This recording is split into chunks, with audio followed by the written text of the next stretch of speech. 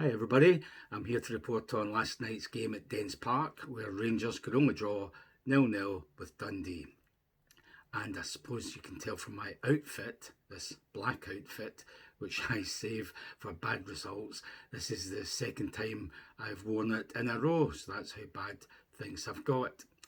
I must say, this will be my shortest report, I would imagine, because there's hardly anything to report. It was such a drab, dismal, dour, nothing happening game. Neither team looked urgent. Neither team looked as if they were desperate to win this game. It was like one of these end of season games with nothing at stake.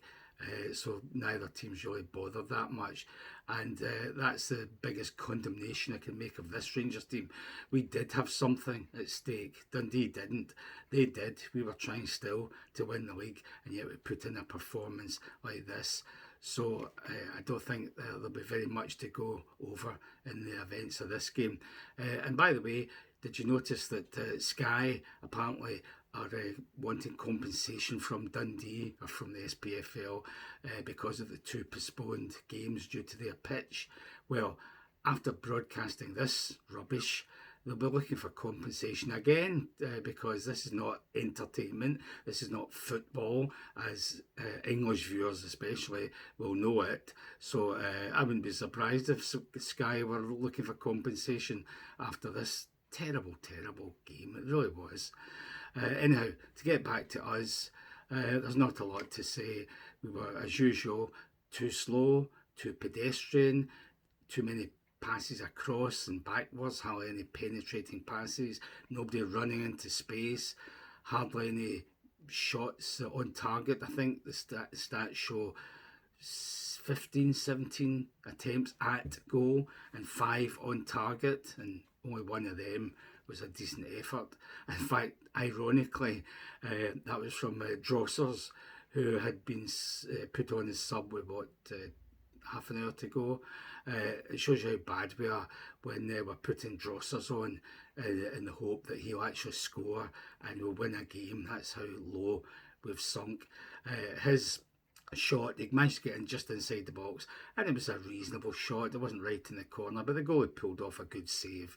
And would you believe that was the nearest we came to scoring in the whole 93 minutes? Thankfully, for a change, it was only 3 minutes added at the end, because I don't think many people could have taken another 7 or 8. It was that bad. And in fact, we didn't look any more likely to score in those extra minutes than we had the first 3 minutes, so it wouldn't have made any difference if he'd added 7 or 8 minutes.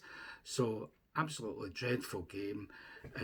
We just had so many players who were doing nothing. They just didn't look as if they had the energy, the will to win, the pace. Just everything was off. The only ones I would excuse would be Suter. I thought was the best guy in our team. The keeper, of course, they had one save to make. They had, I think, 5 attempts at goal, 1 on target, and the 1 on target was a free kick, which, would you believe, this summed up our night. We had a wall, it jumped up, but Tavernier and Golson somehow managed to leave a gap between them, so the ball flew through the wall between them, and Butland did a great save, just diving, seeing it at the last minute, presumably. I suppose the last thing a keeper expects is for a free kick to actually go through the wall, over, under, round the side, but not through the wall. But that just sums up Tavernier and Golson right now. So that was Butland's one and only save. So that shows that Dundee were even worse than us. In fact, that's the one saving grace. They were worse than us. We, as I say, were too slow, too pedestrian. The passing was so inaccurate, so incompetent. It'd make you want to throw stuff at the TV screen, because under no pressure, they were missing the pass, hitting it out for a shy, when the so-called recipient of the pass was like 3 yards away from where the ball was going. So the passing was absolutely dreadful. The only passing they could do successfully was a 2 or 3 yard pass to the side or backwards, but try and pass it forward and it was going out of play or going nowhere near the recipient. And while I'm on it, if I see Golson hitting these overhit 30-yard balls up the middle again to nobody.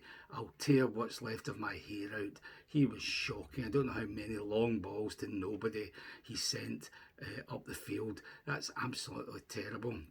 So the passing on the whole was pathetic, but the one saving grace was Dundee weren't that much better, and some of their attacks broke down because they couldn't pass it to each other either, so we should be thankful for that. But there was just nobody apart from the keeper and Suter were actually good, if you can call it good. The rest of them are so shocking. You just wonder what's happened to them, because some of these players are actually better than they are looking the last 3 games probably, or 2.5 games I suppose. So forget the league. I mean, that's gone. All we can do now is win the cup, and we start by beating Hearts on Sunday, hopefully at Hampden. The manager, at first he went down in my estimation in his post-match comments, because he said this was the reaction he wanted after the Ross County defeat, and he was pleased with their work rate and their attitude, etc, etc. But then when I thought about it, he's hardly going to slag his players in public, especially before a big cup semi-final. So I'm assuming he just said that for the cameras, and hopefully he'll really tell them in the dressing room what he thought of them and their efforts last night, because it was truly shocking. So I'm not going to blame Big Phil for that. The fans are having their say, and nobody is happy, and nobody is confident that we can beat Hearts on Sunday. I'm in between. I think we should beat Hearts if the big crowd and the event, the occasion, can just gun them together to make sure they put all the effort and put more pace into the game.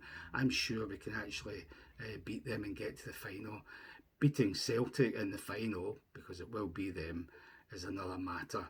So it's just been a shocking week, the last 3 games. Is it 2 weeks now? I've lost track. My mind's just gone, just like the players' minds apparently. What can we say positively? Well, we didn't concede 3 goals, at least for the 3rd time in a row. That's well done. We kept a clean sheet, another plus. That's it. So we have to do much better than this. They have to find a way to get the best out of certain players, and don't go with a non-left back at left back. If Yilmaz can't play, just give Barisic his run, because he must be better than somebody who's not a left back playing there. Or, in my suggestion, play 3 at the back if Balogun's fit again, and see if that shows up the defence. Although last night, as I say, the opposition only had 1 shot on target and 5 at goal. But maybe that's down to the opposition rather than our defence looking better. So the manager has to try something just to get them going, even just for this one game. We've got to have one final game at the end of the season to look forward to. Even if during that game everything's dashed again, give us one occasion to look forward to. And even better, what a way to finish a dismal season if we can actually beat Celtic and win the 2 cups, if not the league. I'll be there on Sunday. I'll be nervous beforehand, and who knows, during the game I might be delirious, or I might be taken out in a stretcher straight to the hospital. But whatever it is, whatever happens, I'll be here reporting on Monday, hopefully not wearing this black outfit for the 3rd time in a row.